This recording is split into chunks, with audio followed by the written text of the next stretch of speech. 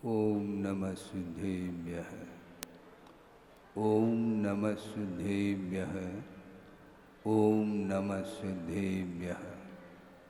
मंगलम भगवान वीरो मंगलम गौतमो वने मंगलम कुंद कुंदाद्यो जैन धर्मोस्तु मंगलम सर्वमंगलमांगल्यम सर्वकल्याणकारकम प्रधानम सर्वधर्माणां जैनम जयतु शासनम।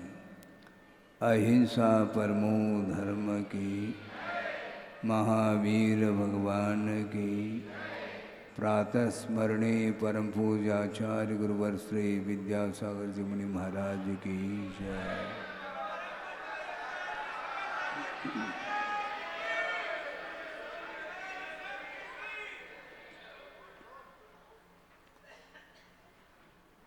आज 7 जुलाई है, ये ध्यान रखें। 7 अप्रैल को भी जबलपुर में प्रवेश हुआ था।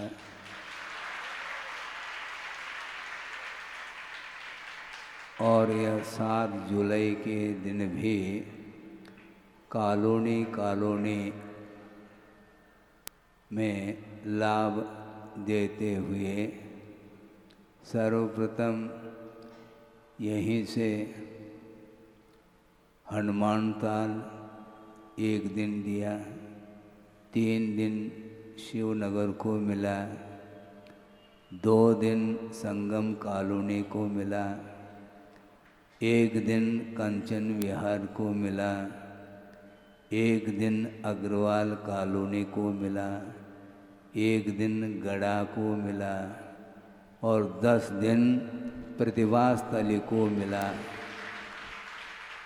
दयोदय तीर्थ जिसको बोलते हैं। और लौटते समय 2 दिन मड़िया जी पेशनहारी मड़िया को मिला।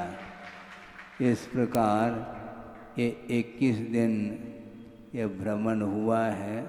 और वह भ्रमण भी जबलपुर के बाहर नहीं, भीतर हुआ है। और आज आषाढ़ सुदी 12 है और कल आषाढ़ सुदी 13 और आगम के अनुरूप वर्षा योग की स्थापना जो होती है वह आषाढ़ सुदी 14 के दिन हुआ करती है। और बाई चांस समय पर यदि स्थान पर नहीं पहुंच पाते हैं तो अतिरिक्त भी 3-4 दिन उसका उपयोग किया जाता है। लेकिन आप लोग काफ़ी दिन से धैर्य रखा है, इसलिए धैर्य की बांध कहीं टूट न जाए, इसलिए हमारा यही कहना है, आप निश्चिंत हो करके धर्म ध्यान करिएगा।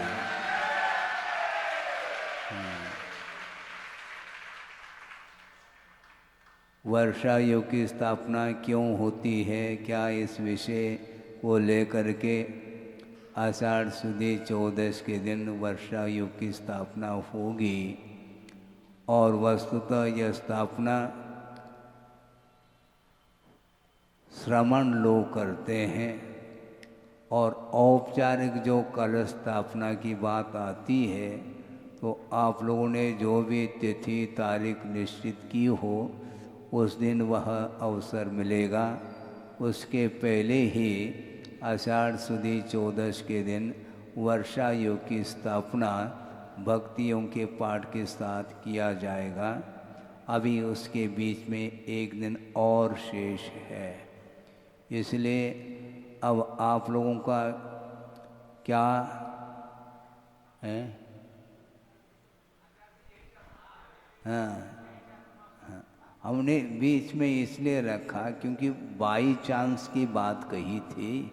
यदि समय पर यदि स्थान पर नहीं पहुंच पाते हैं तो 3-4 दिन भी इमरजेंसी के माने जाते हैं, उसका उपयोग किया जाता है।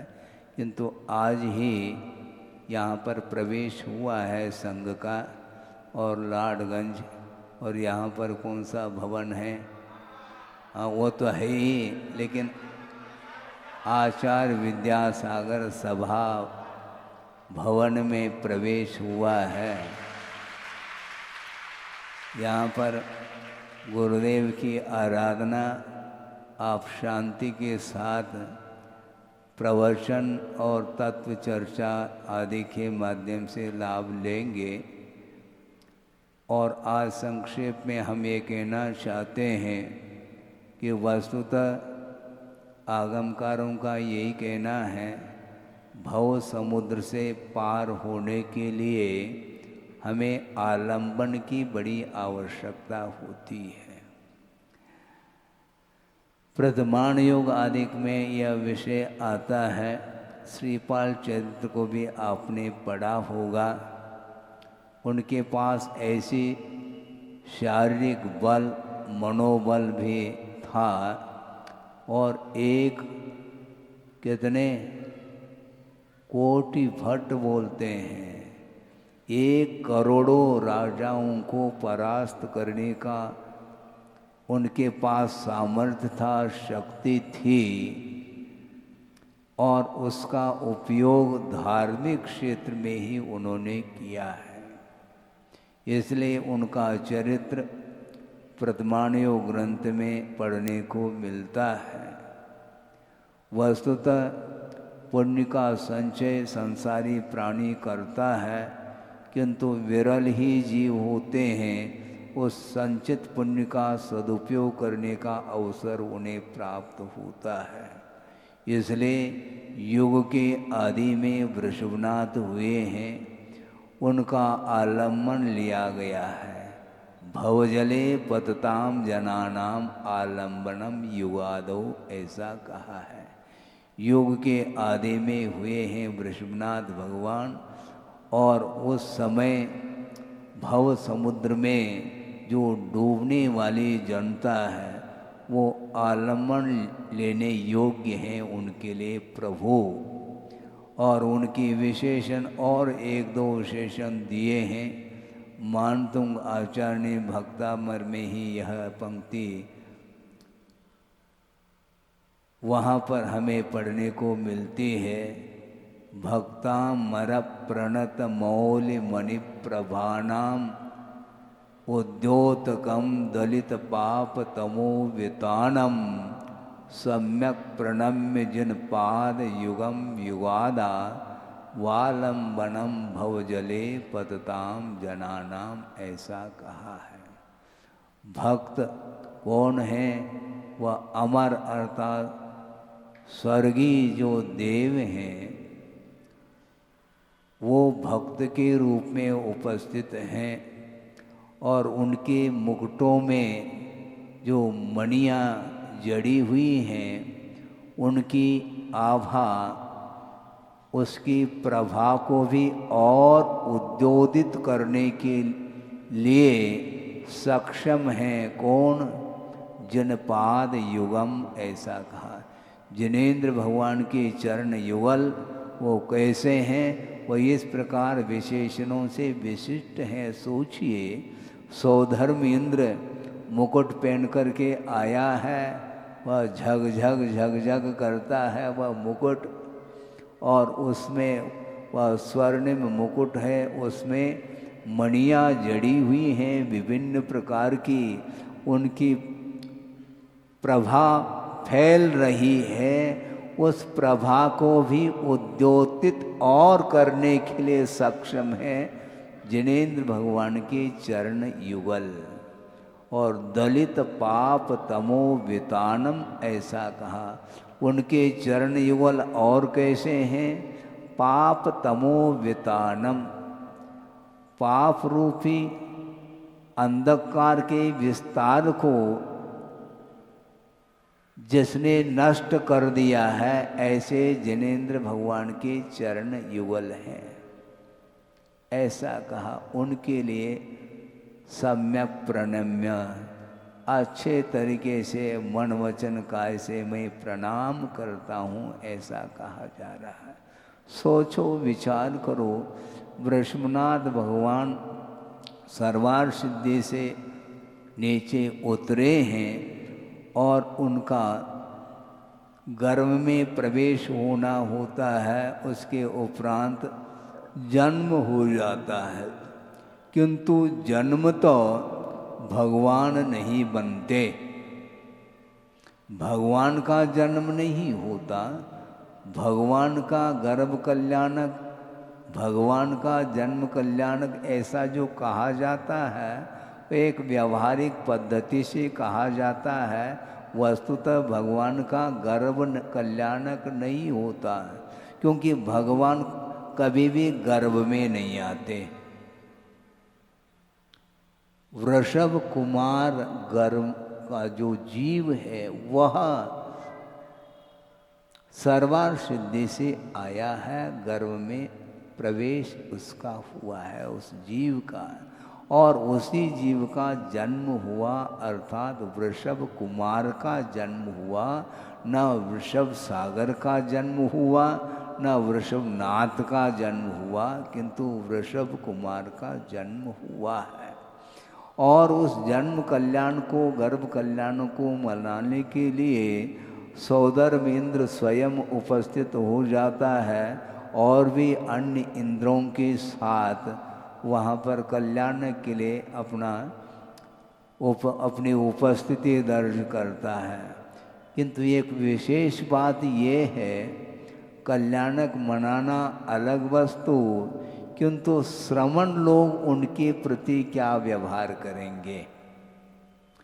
वृषभ कुमार का जन्म हुआ है और वह आदर के साथ वह सौदर इंद्र नतमस्तक हो रहा है, किंतु ये ध्यान रखो, उनका वह नतमस्तक होना वस्तुतः कल्याण की दृष्टि से इस प्रकार की भक्ति या आदर का भाव व्यक्त किया जा रहा है, न कि अष्टमंगल द्रव्य के माध्यम से उनकी पूजा की जा रही है।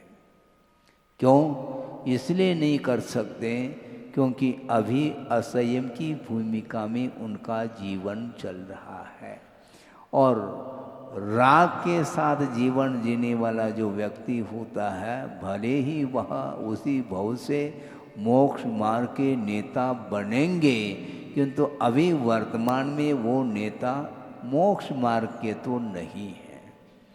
इसलिए श्रमण लोग उनकी वंदना नहीं कर सकते। फिर कब करेंगे? जब दीक्षित हो जाते हैं, सारे परिग्रहों का विमोचन करते हैं और उन त्यक्त वस्तुओं के प्रति उनकी कोई भी लालसा, उनकी कोई भी इच्छा मूर्छा नहीं रहती है।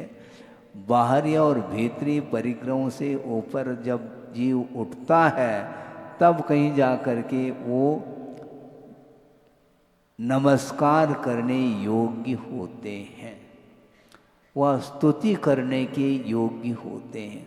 उनकी स्तुति, उनकी वंदना, उनकी पूजा, उनकी आराधना, उनकी उपासना, ये सब बिना निर्ग्रंथ अवस्था के संभव नहीं है। इसलिए पंच परमेष्टि की आराधना हम और आप करते हैं, उसमें भी पांचों परमेष्टि हैं जो कि दिगंबरत्व को लिए हुए ही हैं। सरागी देवी देवताओं की पूजा संभव नहीं है। वीतराग देव शास्त्र गुरु की ही पूजा अर्चना होती है। इसलिए युग के आदि में वृषभनाथ भगवान का जन्म हुआ और वो दीक्षित हुए।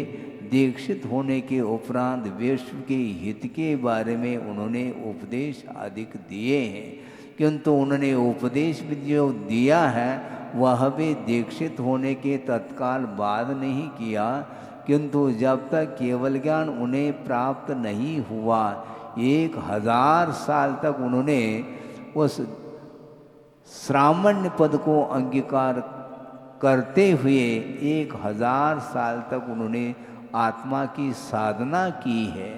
उस साधना के फलस्वरूप मोहनी कर्म का क्षय हो जाता है और केवल ज्ञान की उत्पत्ति होती है। और केवल ज्ञान की उत्पत्ति होने के कारण दिव्य ध्वनि स्वाभाविक रूप से खिलती है और उसके माध्यम से विश्व का हित होता है।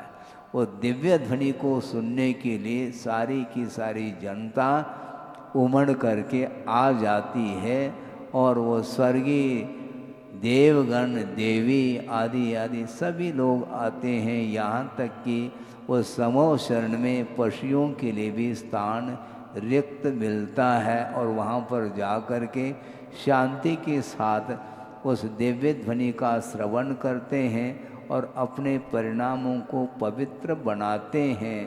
अपने परिणामों को पवित्र बनाने के लिए ही तीर्थंकरों का आलंबन लिया जाता है। भवजले पतताम जनानाम युगादो आलंबनम। भव समुद्र में डूब रहा है संसार, उसको पार कराने के लिए सक्षम यदि कोई है तो युग के आदि में वृषभनाथ भगवान रहे। इसीलिए हमें संसार समुद्र से पार होना है तो निश्चित रूप से देव गुरु शास्त्र का ही एकमात्र आलम्बन लेना होगा और उसके माध्यम से ही हम पार हो सकते हैं। जबलपुर से पार होना क्या नहीं, शुरू हो गए हम प्रारंभिक दिन में ही। जबलपुर से पार होना क्या नहीं, महाराज पार तो होना है, फिर तो क्यों लगा रहे हैं? तो इसलिए लगा रहे हैं महाराज, जब तक साधना नहीं होगी तब तक कोई न कोई स्थान तो हमें स्थान का आलम्बन लेना पड़ता है। क्योंकि आप तो श्रवण की भूमिका में हैं, आपने संयम अंगीकार कर लिया है, आपकी भूमिका संयम की रही है और हम तो असंयमी ठहरे, इसलिए आपका आलम्बन हम लेंगे, किंतु हम अपने स्थान को तो छोड़ नहीं पाते हैं क्योंकि मजबूरी है। और सही बात है, क्योंकि आपके साथ और भी परिवारजन हैं, उनका भी प्रबंध आपको ही करना है। संचालन, परिवार का संचालन करने वाले प्रत्येक श्रावक है, जैसे सभा का संचालन करने के लिए बैठे हैं, तैयार बैठे हैं। 20 दिन 21 दिन का बीच में अंतराल रहा, किंतु समय समय पर अन्य कॉलोनी में भी उनका वहाँ पर आना हुआ और सारे कार्यक्रम को सुचारू रूप से संचालित करते रहें। ये होना चाहिए। हाँ, ये ध्यान रखो, बीच बीच में गैप ठीक नहीं। बिजली चली जाए तो बात अलग है, सुनो, बिजली चली जाए तो माइक साउंड बंद हो जाता है, किंतु बिजली आपकी तो हमेशा बनी रहनी चाहिए। करंट, करंट अर्थात वर्तमान भी होता है करंट। करंट कभी भी जो है ना वो, इसलिए हमारा ये कहना है, कुछ ऐसे भी शहर के गणमान्य लोग हैं जिनके माध्यम से यह धर्म प्रभावना हो रही है और उनके कंधों पर ही गुरुदेव ने बहुत बड़ा भार दिया है। उस भार को, सुनो, टाली मत बजाओ, उस भार को जो कंधों पर दिया है, उस भार को बीच में कभी भी उतारने का भाव तक नहीं करना चाहिए। ध्यान रखो, जब तक यह प्रकल्प गुरुदेव के पूर्ण नहीं होंगे, जहाँ जहाँ के प्रकल्प हैं उन सब में भी सहयोग आप लोगों के द्वारा अपेक्षित है, क्योंकि बिना धन के सहारे ये प्रकल्प समाप्त नहीं हो सकते। इनको पूर्ण करना है, धन की प्रमुखता है दान की आवश्यकता है और दान का उपदेश हम समय समय पर देते चले जाएंगे, किंतु हम उपदेश दे सकते हैं, आग्रह नहीं किया जा सकता, अनुग्रह कर सकते हैं, इसमें कोई बाधा नहीं है। थोड़े बहुत प्रोत्साहन आदि के माध्यम से धर्म की ओर अग्रसर कराने के लिए आगम की आज्ञा है। और आप सारे जितने भी यहाँ के गणमान्य लोग हैं, उनका परम कर्तव्य है और दायित्व है पूरे समाज को लेकर के आगे आ कर के निरंतर तन मन वचन काय धन आदि के सहयोग के माध्यम से ही धर्म प्रभावना में अपना योगदान देना चाहिए। इस प्रकार हम आपको कहना चाहते हैं, योगदान देना चाहिए। ये ऑर्डर नहीं है, ऑर्डर का हम प्रयोग नहीं करते और करना भी नहीं चाहिए। हाँ, जो उठ करके खड़ा हो जाए, महाराज हमारे लिए आप आज्ञा फरमाओ, आदेश दो, तो उसके लिए दिया भी जा सकता है। लेकिन आदेश जो होता है वह एक बार होता है, उपदेश जैसे बार बार होता है वैसे आदेश बार बार दिया नहीं जा सकता। बल्कि गुरुदेव ने ये कहा था कि आदेश की आवश्यकता इसलिए नहीं है, जो व्यक्ति उपदेश को भी आदेश मान करके स्वीकार कर लेता है उसको आदेश की अपेक्षता नहीं है। उसी प्रकार आप लोग आज के नहीं हैं, बहुत पुराने भक्त हैं, इसलिए हमें ज़्यादा आप लोगों को कहने की आवश्यकता नहीं पड़नी चाहिए। और कर्तव्य करने के लिए हमेशा अहम अग्रे होना चाहिए। जिस प्रकार भोजन करने के लिए छोटे छोटे जो बालक होते हैं वह अहम अग्रे, मैं पहला कहते हैं। यहाँ तक कि वो कितने बार भोजन करते हैं हम गिन नहीं पाएंगे। सबसे पहले छोटे बच्चों को ही परोसा जाता है, भोजन करके चले जाते हैं, घूम घाम करके फिर बड़े भाई के साथ में बैठ जाते हैं और घूम घाम करके पिताजी के साथ में बैठते हैं, माँ के साथ में भी वह बैठ जाता है उसका। इस प्रकार एक भक्ति दो भक्ति, कोई भक्ति की कोई गिनती नहीं। उसी प्रकार आप लोगों को भी धार्मिक क्षेत्र में बिना कहे कर्तव्य का पालन करना चाहिए। और जो करना चाहता है उसके लिए आपस में आप लोग भी मोटिवेट करना चाहिए, प्रोत्साहित करना चाहिए, उनको सामने ले आना चाहिए। आवश्यक होता है, जब तक व्यक्ति परिचित नहीं होता है तो संकोच वृत्ति वाला रहता है, वह पीछे बैठ जाता है। किंतु आप लोग निसंकोच हो करके आगे इसलिए बैठे हैं, काफ़ी समय आप लोगों को हुआ है, इसलिए आप सब प्रौढ़ है। किंतु नए जो भी व्यक्ति आएंगे उनके लिए भी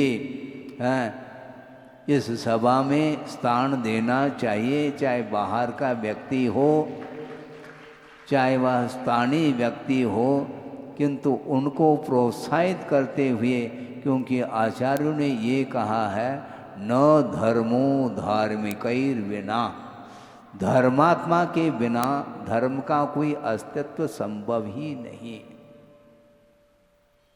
आप धर्म की आराधना करने के लिए बैठ जाते हैं, किंतु धर्मात्मा आ जाए तो मुखर जाएंगे क्या? नहीं, क्योंकि वह धर्म बिना धर्मात्मा के संभव नहीं है।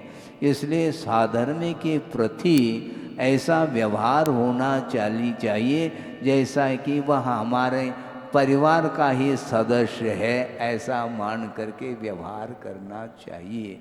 बिना वात्सल्य, बिना आदर, बिना सम्मान, बिना आत्मीयता के ये धार्मिक कार्य नहीं हो सकते हैं। इसलिए गुरुदेव ने जो श्रम किया है वह अद्भुत है, उनका पुरुषार्थ।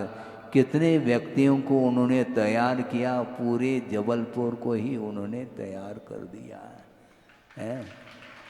चतुर्वेद संघ का निर्माण भी किया है तो साथ साथ सामाजिक क्षेत्र में भी उन्होंने जो आदर्श प्रस्तुत किया है, जो विश्व को प्रकाश दिया है, वह न भूतो न भविष्यति वाली बात है। यह बहुत ही अनूठा कार्य उनके द्वारा हुआ है। इसी प्रकार के भविष्य में भी हमें, क्योंकि पंचम काल के अंत तक यह धर्म का अस्तित्व बना रहेगा, धर्म का प्रवाह बना रहेगा। बीच बीच में भले ही थोड़े बहुत अप डाउन होता रहे, बात अलग है, क्योंकि अवसर्पिणी काल है, पंचम कलिकाल है। इसके उपरांत भी जो भी आपके लिए योग्य साधन सामग्री, धार्मिक सामग्री मिलती है, उसका सदुपयोग करते हुए अपने जीवन को आगे बढ़ाना चाहिए। और जो क्षमता रखता है वो मोक्ष मार्ग पर आरूढ़ भी हो सकता है, नहीं भी है तो गृहस्थ जीवन में रह करके अपने कर्तव्य का पालन करते हुए छोटे छोटे बच्चों को, बालिकाओं के लिए भी एक धार्मिक संस्कार उनके ऊपर डालने का पुरुषार्थ करना चाहिए, जिसके माध्यम से एक अद्भुत प्रभावना हो सकती है। हो इस पवित्र भावना के साथ अहिंसा परमो धर्म की जय। बोधि समाधि परिणाम शुद्धि स्वात्मोपलब्धि शिव शोक सिद्धि चिंतामणिम चिंतित वस्तुदाने त्वां वंदमानस्य ममास्तु देवी। परम पूज्य आचार्य गुरुवर श्री विद्यासागर जी मुनि महाराज की जय।